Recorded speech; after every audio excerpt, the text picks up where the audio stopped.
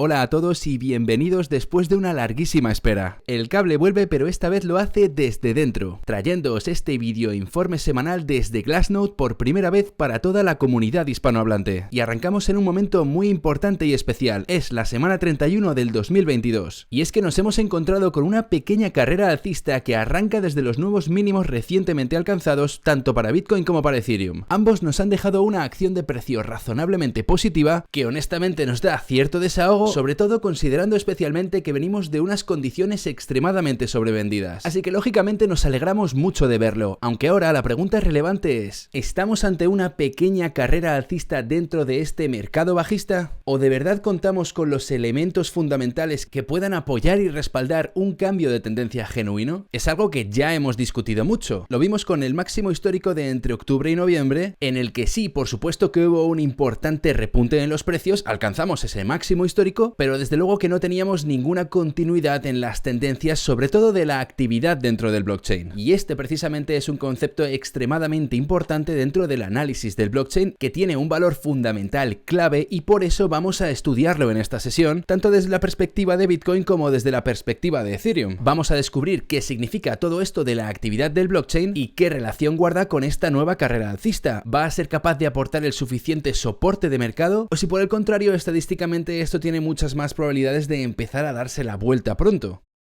Bueno, como decíamos, recientemente hemos alcanzado unas condiciones sobrevendidas realmente extremas. Casi todos los osciladores macro, el comportamiento de los inversores a largo plazo, la capitulación minera, las liquidaciones del mercado de futuros. Hemos tenido cualquier cosa que se os ocurra pedir que sea necesaria para la formación de un suelo de mercado en toda regla. Y desde luego que a estas alturas comprendemos que los mercados son una bestia increíblemente difícil de domar. No es posible de ninguna manera predecir el futuro, de modo que lo único que podemos hacer es observar el comportamiento de todo lo que está pasando y determinar con bastante precisión si esta carrera alcista es realmente sostenible o no. De modo que en esta primera entrega vamos a centrarnos específicamente en el lado de la actividad del blockchain. Veremos cómo algunas de estas importantes métricas todavía no tienen la fuerza de remolque suficiente que necesita un mercado alcista. No tenemos lo que yo diría el respaldo suficiente del mercado como para demostrar que existe el suficiente grado de confianza en el activo que realmente necesitamos para sustentar un buen impulso alcista. Es decir, que aún no queda claro que tenga los suficientes apoyos fundamentales para no tratarse simplemente de una reacción sobreextendida del precio. Y estos son los conceptos que vamos a explorar en más profundidad hoy. Más específicamente vamos a echarle un vistazo al mercado de las comisiones para ambos activos y desarrollaremos qué significa realmente. Porque cada uno tiene sus particularidades. No se parecen mucho. Bitcoin tiene un modelo de comisiones basado por bloques que funciona con el SegWit, y sin embargo Ethereum, con sus peculiaridades,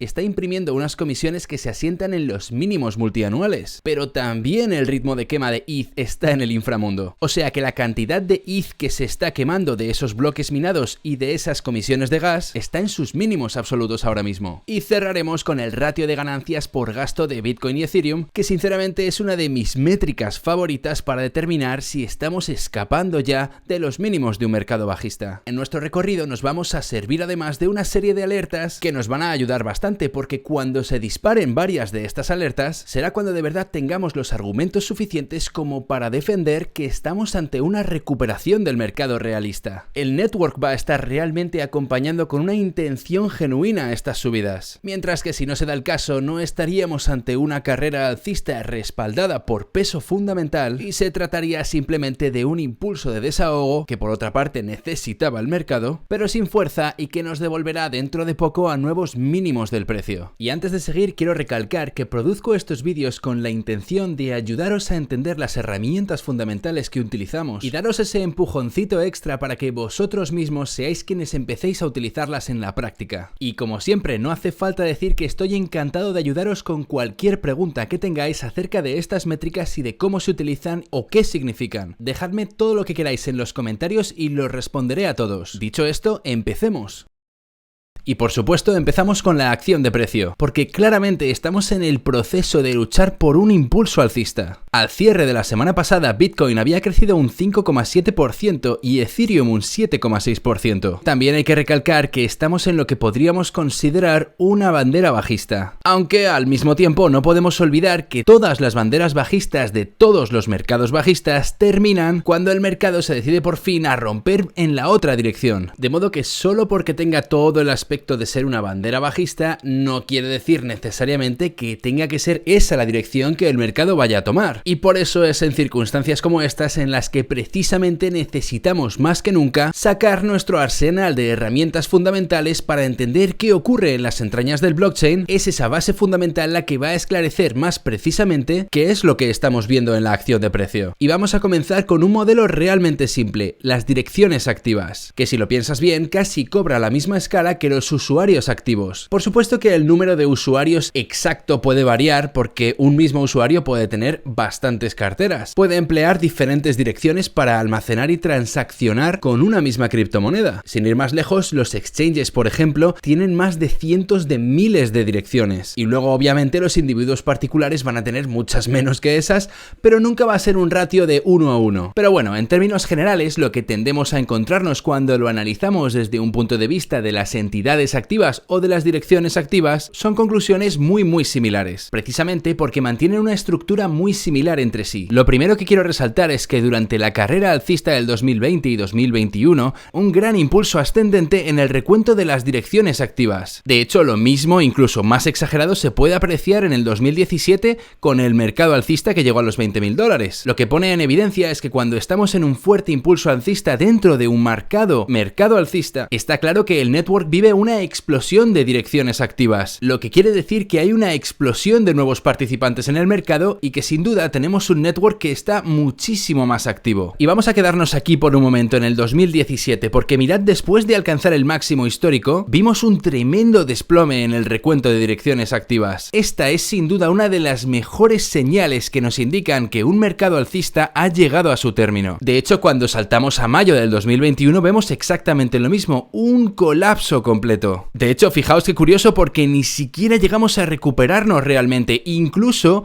a pesar de haber impreso nuevos máximos históricos en octubre-noviembre. Pero es que ni siquiera llegamos a acercarnos a los valores que teníamos en plena carrera alcista. Y esto es lo que llamamos una divergencia bajista. Tenemos un nuevo descubrimiento de precios más altos, pero la actividad en el network era sustancialmente más baja. En términos prácticos, ¿qué quiere decir esto? Pues que sencillamente no teníamos la suficiente inercia como para poder mantener y sostener esos nuevos precios. Y es por esto precisamente por lo que tantas veces me habéis escuchado decir que yo creo que el mercado bajista realmente dio comienzo en mayo del 2021, porque independientemente de lo que haya hecho el precio después, el sentimiento generalizado en el mercado ya había cambiado. Ese factor psicológico tan importante que nos permite precisamente analizar métricas fundamentales como estas, se encontraba totalmente secuestrado por un pesimismo generalizado. Ahora quiero echar por un momento la vista atrás al 2018, porque fue justo en este punto en el que el mercado bajista terminó. Tuvimos posteriormente en el 2019 una gran crecida en los precios, acompañada esta vez sí por una inmensa cantidad de actividad en el network que rompía claramente con lo que nos había dejado el mercado bajista. Al final de esa carrera alcista estuvimos lateralizando con una tendencia ligeramente bajista, formando de nuevo una especie de bandera que terminó por romper de manera muy violenta en lo que luego conocimos como el mercado alcista del 2021. Pues bien, fijaos ahora que tenemos una estructura de mercado muy similar. Primero tuvimos el gran desplome inicial, un intento de recuperación y desde entonces hemos estado lateralizando con una ligera tendencia bajista, formando una nueva bandera muy similar a la que tuvimos en el ciclo anterior. Entonces, si tenemos en consideración que el mercado bajista realmente dio comienzo en mayo del 2021, es indiscutible entonces que llevamos más de un año en mercado bajista y que esta base de usuarios que podemos observar aquí corresponde a una cada vez más firme y afianzada base hodler, es decir, de un tipo de inversores con unas creencias muy arraigadas en el activo. Lo que quiere decir esto es que con casi toda probabilidad la gente que sigue operando en el mercado, comprando, acumulando a largo plazo, son ni más ni menos que esta base, este grupo de inversores con alta convicción. Y es fácil identificarles porque son ellos prácticamente los únicos que siguen en pie en un mercado bajista y además en uno tan severo como el que hemos atravesado. Sin embargo, lo que no tenemos todavía es un fuerte impulso ascendente. Lo más parecido parecido que hemos tenido fue durante el colapso de Luna, que no fue ni más ni menos que un enorme evento de pánico y capitulación en el que todo el mundo se apresuró a vender rápidamente, lo que provocó lógicamente este pico en actividad. Yo estoy monitorizando esta métrica con una alerta que me informará cuando sobrepasemos las 950.000 direcciones activas. ¿Y por qué? Bueno, pues porque eso nos situaría en la parte más alta de este rango de actividad, y alcanzar estos niveles en una media de 14 días ya nos estará indicando que tenemos unas probabilidades mucho más altas de empezar a ver ese rebote tan deseado, y que además venga respaldado por una actividad genuina. Nos daría la oportunidad de ver un rebote con un mínimo más alto e indicaría la llegada de ese flujo entrante de actividad tan necesaria y tan esperanzador. Así que en definitiva sería una muy buena señal, pero aún no la tenemos. Y por eso precisamente tiene mucho sentido ser bastante cautelosos con esta nueva carrera alcista que estamos viendo. Así que hasta que no perforemos esas 950.000 no tendremos al menos una clara señal de que las cosas están empezando a darse la vuelta. Algo muy parecido es lo que nos podemos encontrar en el ratio de las transacciones, que es básicamente el número de transacciones por segundo. Una métrica que por cierto se beneficia y mucho de las mejoras en la eficiencia del network, como por ejemplo las que permite el Segwit, que sencillamente deja que se puedan incorporar más transacciones en un mismo bloque, y lógicamente la consecuencia directa es que tengamos más transacciones por segundo. Y es cierto que el ratio de transacciones por segundo no es lo más importante, tampoco vamos a entrar en demasiada profundidad en este asunto para no perdernos, pero bueno, básicamente cuantas más transacciones se ejecutan por segundo, mayor es la cantidad de información que puede procesar y que alberga un network, lo que por ende significa que aumenta su escalabilidad, pero a la fuerza los nodos deben ser menos descentralizados. Y ahí está un poco la lucha entre la descentralización y la cantidad de transacciones por segundo que se pueden procesar. Y fijaos que nos encontramos una estructura muy similar. Tenemos un gran impulso ascendente y después a mediados del 2019 entramos en este largo periodo de consolidación ligeramente con tintes bajistas. Y mirad qué curioso, porque toda esta consolidación se propagó durante el 2019 y el 2020,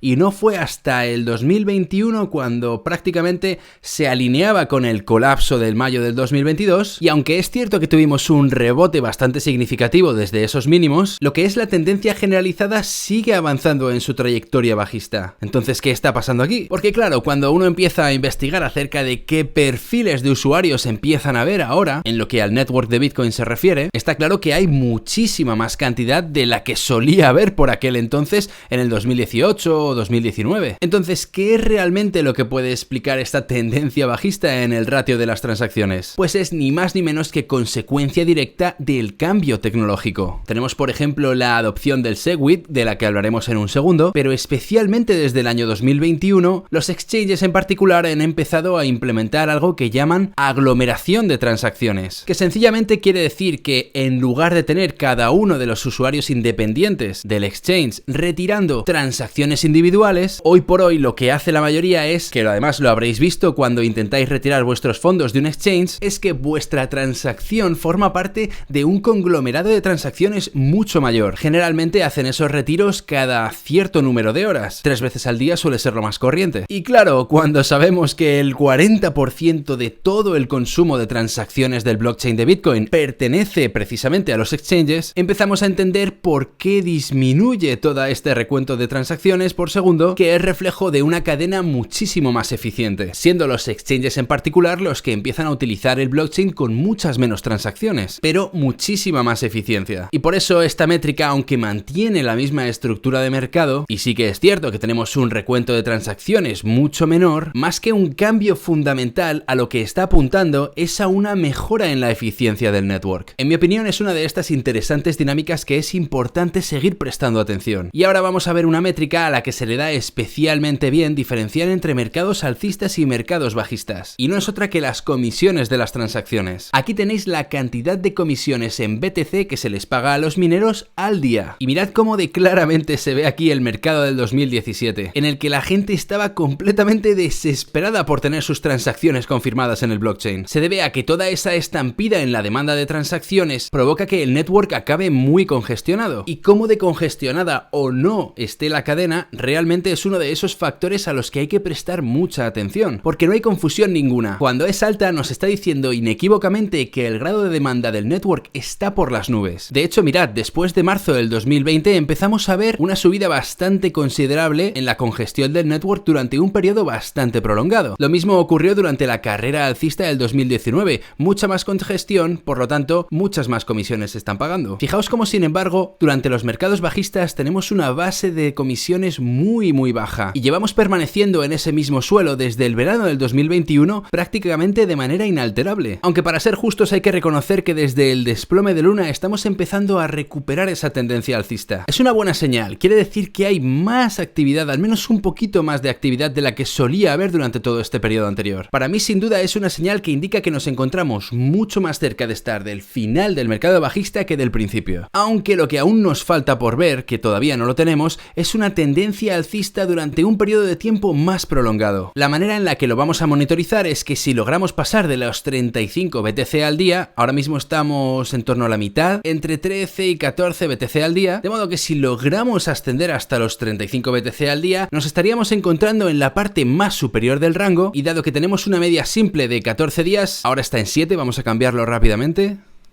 Si llegamos a ese nivel con una media de 14 días aplicada, podemos tener bastante confianza en que empieza el network a estar muchísimo más congestionado, y si combinamos este dato con nuestro ratio de transacciones y las direcciones activas, podríamos tener unas mejores expectativas acerca de que están llegando muchos más usuarios al network. Lo siguiente va a ser un poquito más técnico, cómo funciona realmente la estructura del blockchain de Bitcoin. Aquí tenemos el tamaño medio del bloque de Bitcoin representado en bytes. Fijaos cómo durante el periodo del 2020 y el 2021 estábamos orbitando entre el 1,3 y el 1,5 megabytes por bloque. Ese era el tamaño típico, y fijaos que durante ese mismo intervalo de tiempo teníamos una congestión bastante elevada del network. Por tanto, los bloques estaban a tope de capacidad. También daros cuenta de esto, esta es la adopción del SegWit, y lo que hace el SegWit es básicamente dividir la firma testigo de cada bloque de la huella informática en sí, que hablando en plata lo único que significa es que cada bloque puede asumir mayor cantidad de transacciones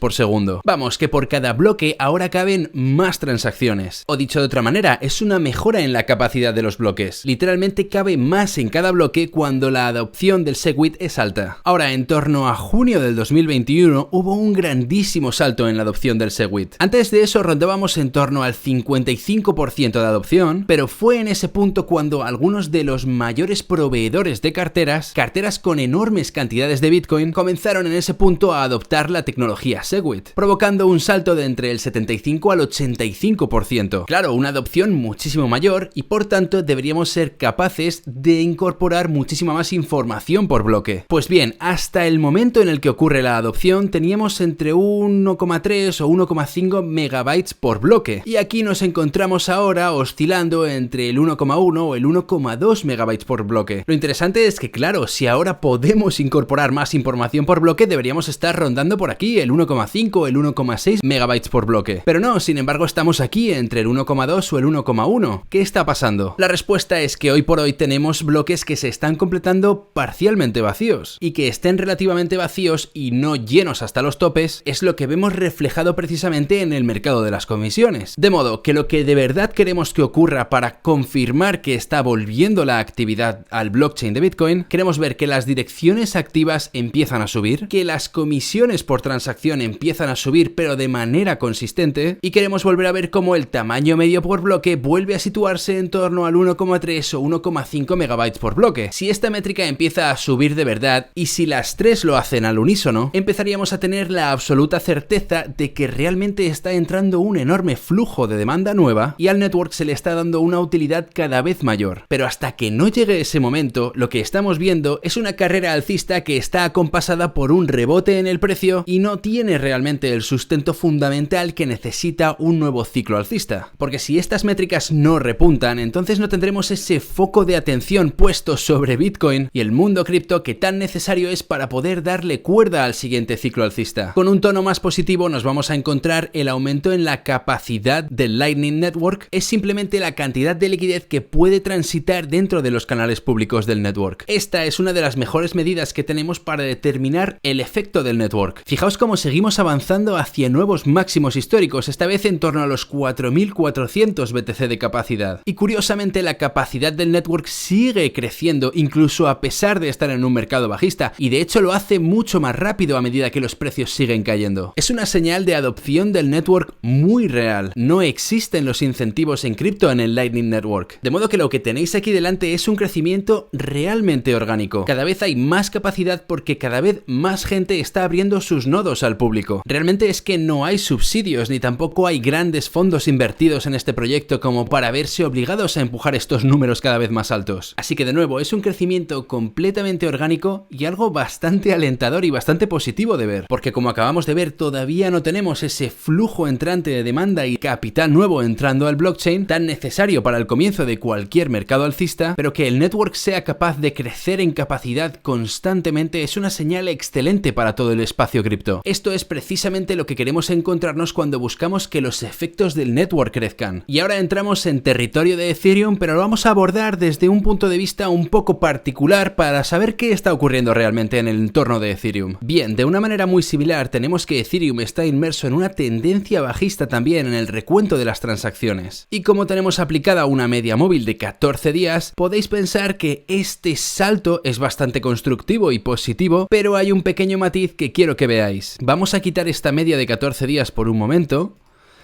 y vais a ver que realmente este pico de transacciones ha ocurrido en un mismo día. En un solo día las transacciones se han disparado a un nuevo máximo histórico. Esto es reflejo que ese día cierto exchange se dedicó a consolidar una enorme cantidad de direcciones y carteras. Y generalmente hablando, los exchanges solamente hacen eso cuando estamos dentro de un entorno con comisiones extremadamente bajas. Lógicamente no quieren efectuar estas transacciones cuando las comisiones son muy altas porque les costaría una fortuna. De modo que al contrario, lo que esto puede indicarnos es que efectivamente estamos en un entorno con unas comisiones extremadamente bajas. Y para saber más sobre el tema vamos a acercarnos a esta otra gráfica que en realidad aglomera 3 en total. La línea verde es la cantidad total de gas, es decir, la cantidad total que puedes meter en un solo bloque. La curva roja es la cantidad que los mineros están realmente metiendo en cada bloque, es decir, la utilización real. Y mirad cómo cuando es necesario la capacidad de los bloques aumenta. Es algo que pueden hacer los mineros de Ethereum, una de las grandes diferencias entre Bitcoin y Ethereum, porque los bloques de Bitcoin no pueden crecer en tamaño, pero los de Ethereum sí pueden. Gran diferencia entre los dos networks. Y como podéis ver, la cantidad de gas que puede albergar cada bloque continúa creciendo. Fijaos qué curioso, porque aquí arriba prácticamente el ratio es de 1:1. La magnitud de utilidad de cada bloque de Ethereum está por encima del 99%, y de hecho es así de una manera muy consistente. Así que al contrario que los bloques de Bitcoin que acabamos de ver, los bloques de Ethereum están siempre prácticamente llenos. Y sin embargo, acabamos de ver cómo un exchange acaba de hacer una consolidación de carteras masiva, que por otra parte indica bajas comisiones, que es precisamente lo que nos muestra esta curvatura azul. Este es el precio medio pagado por el gas. Y en términos de Wei, hemos visto estos grandes, enormes picos por encima de los 100 Wei por transacción, con comisiones de 5, 10, 15 y a veces hasta 50 $50, y a veces incluso cuando se efectúan transacciones muy sencillas. Y fijaos que aunque tengamos unos bloques completamente llenos aquí arriba, tenemos sin embargo un declive en las comisiones totales del gas. Y si nos fijamos ahora en el precio del gas actualmente, tendríamos que remontarnos hasta junio del 2020 para encontrar cifras similares. Así que sí, a pesar de que los bloques vayan hasta arriba de capacidad, la gente está pagando cada vez menos y menos por confirmar esos bloques, por poder efectuar esas transacciones. En otras palabras, estamos viendo que la congestión del network de Ethereum está alcanzando unos mínimos multianuales. Y esto llega a pesar de ver a un Ethereum que está sobrepasando los $1.700 con una acción de precio más que potente. En realidad no contamos con el flujo entrante de utilidad y de usuarios al network. De hecho, el blockchain se está utilizando menos que antes, lo que tristemente nos indica que esta carrera alcista que estamos experimentando ahora mismo no viene acompañada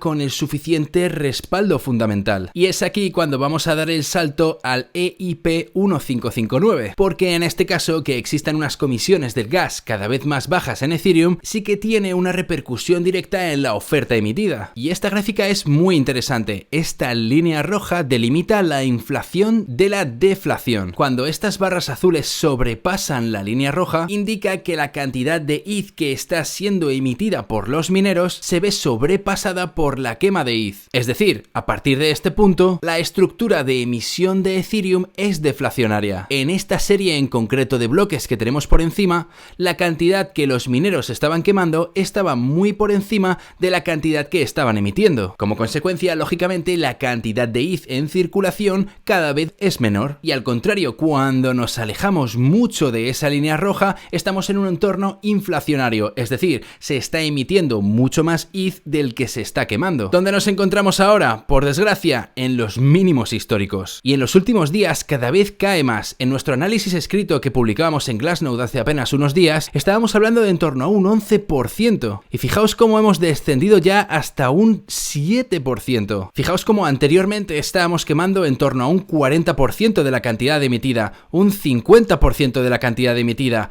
un 118% de la cantidad emitida. Es decir, actualmente se está quemando una cantidad muy inferior de ETH de la que se ha estado quemando en estos últimos meses. Y con lo que nos encontramos es que a pesar de que los mercados han estado extremadamente sobrevendidos últimamente, la congestión en los networks de tanto Bitcoin como Ethereum es también extremadamente baja. Tan extremadamente baja que hacía muchísimo tiempo que no veíamos una congestión tan baja. Esto es extremadamente importante para entender que todavía no tenemos esa llegada tan importante de demanda y que la subida que estamos viendo en los precios no está justificada ni respaldada fundamentalmente hablando. Ahora, por supuesto que esto no quiere decir que el mercado no pueda seguir subiendo, porque estamos transicionando dentro del entorno macroeconómico entre un sentimiento de altísima aversión al riesgo a una bastante más tolerable con las inversiones consideradas de alto riesgo. De hecho, puede ser precisamente este el momento en el que la gente empiece a llegar a tropel, y con su llegada el network experimenta esa explosión de usuarios nuevos. Por eso hemos puesto todas estas alertas en las métricas para ver si juntas y al unísono le dan el pistoletazo de salida al siguiente ciclo alcista que tanto deseamos ver. Bien, ahora la última métrica de la que vamos a hablar es una sin duda de mis favoritas. Es el ratio de ganancias por gasto. La manera de pensar en esta gráfica es que valores altos indican que se están realizando unas ganancias muy grandes con las monedas que se están gastando actualmente. Si por ejemplo aquí tenemos un 1.2, significa que de media el mercado esté realizando un 20% de beneficios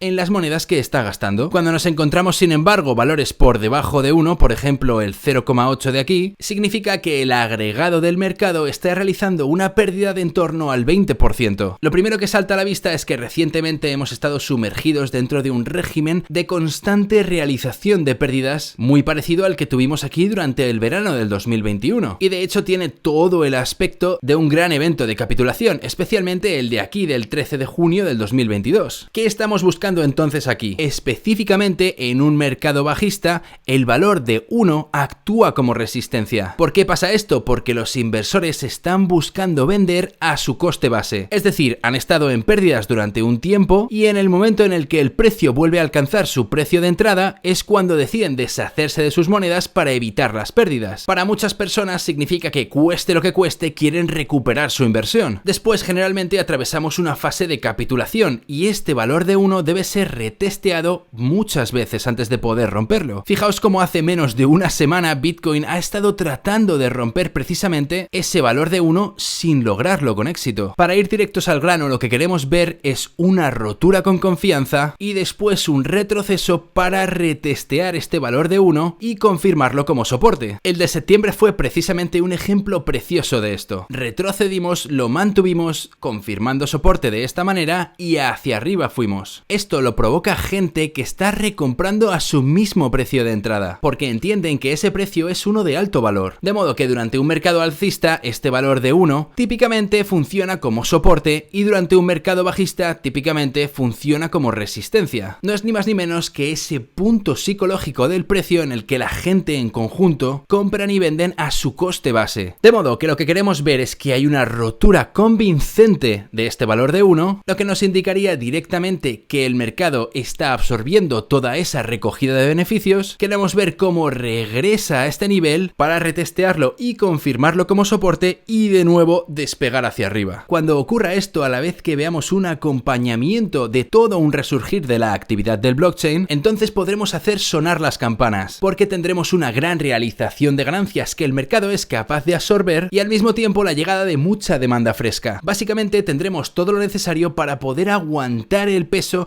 de la siguiente gran carrera alcista. Por el momento el mercado tiene aún que demostrar que quiere romper con fuerza y hacerlo en el conjunto de estas métricas. Y sí, es cierto que no ha pasado todavía, pero se va acercando el momento y es algo a lo que le vamos a estar prestando atención muy de cerca. ¿Qué alerta nos ponemos? Bueno, pues si vemos que el ratio de ganancias por gasto supera el valor de 1, significaría que regresa esa rentabilidad al conjunto del network y que esa recuperación puede ya estar en marcha. Ethereum por su parte ha tenido algo más de suerte porque ya ha conseguido romper por encima de un valor de 1 y fijaos qué momento más bonito. Acaba de reconfirmar el soporte y está tratando de continuar su trayectoria alcista en este momento. Aunque todavía no hay que emocionarse demasiado porque Ethereum tiende a irse de paseo por encima de un valor de 1 antes de regresar por debajo. No es culpa del mercado de Ethereum en sí, es que Ethereum tiene muchas más complejidades y matices por el hecho de ser el hogar de muchos proyectos de finanzas descentralizadas, lo que quiere decir que dentro del blockchain de Ethereum la gente tiende a mover sus monedas con mucha más frecuencia y no necesariamente quiere decir que las estén vendiendo, pueden estar simplemente transfiriéndolas a una cartera diferente, pueden decidir utilizar esas monedas como colateral en posiciones de futuros, a lo mejor lo que buscan sencillamente es ejecutar una de sus funciones DeFi, pero el resultado es que el ratio de ganancias por gasto de Ethereum tiende a darse una vueltecita por encima de un valor de 1 y luego desplomarse por debajo de nuevo. Lo encontramos en múltiples ocasiones durante el mercado bajista de entre mayo y agosto y una muy grande recientemente justo antes del desplome de Luna, momento tras el cual el ratio se desplomó con muchísima fuerza en la otra dirección. Y por eso precisamente la alerta que yo me he puesto ha sido en caso de que el ratio de ganancias por gasto de Ethereum rompa por debajo de 1. Sería una clara señal de que comienza a sentarse de nuevo cierta debilidad y fragilidad en el network de Ethereum y que tal vez esta pequeña nueva carrera alcista carezca de la inercia necesaria que necesitamos que tenga y que algunos ya piensan que tiene. Por tanto, hoy por hoy debemos mantener la cautela. Bueno, gracias como siempre por estar aquí, especialmente en un momento tan especial como es este, en el que retomamos la producción de contenido del cable, y especialmente gracias a todos aquellos que hayáis conseguido llegar hasta el final del vídeo. Si has llegado hasta el final, por favor, dejadme el comentario, yo lo he visto todo en la sección de comentarios. Además de, por supuesto, cualquier pregunta que podáis tener. Con un poco de suerte, esta sesión os ha dado alguna que otra herramienta de valor para poder navegar con éxito el próximo par de semanas que tenemos por delante. En resumen, todavía no contamos con el suficiente respaldo fundamental dentro del blockchain, pero no pasa nada porque hay algunas veces que es el precio el encargado de traer eso. Hay veces que el precio necesita llevar la delantera y atraer como un imán a toda la atención que se requiere para reactivar la actividad del blockchain. Si no contamos con ese respaldo genuino de la demanda, entonces merece mucho la pena mantener puesto el sombrero de la cautela porque no son subidas fundamentalmente justificadas en cualquiera de las dos cadenas, al menos todavía. Estaremos muy atentos a ver si saltan estas alertas y por supuesto podéis contar con más contenido en las semanas venideras, así que no os vais a perder detalle, os lo garantizo. Así que nos vemos la semana que viene.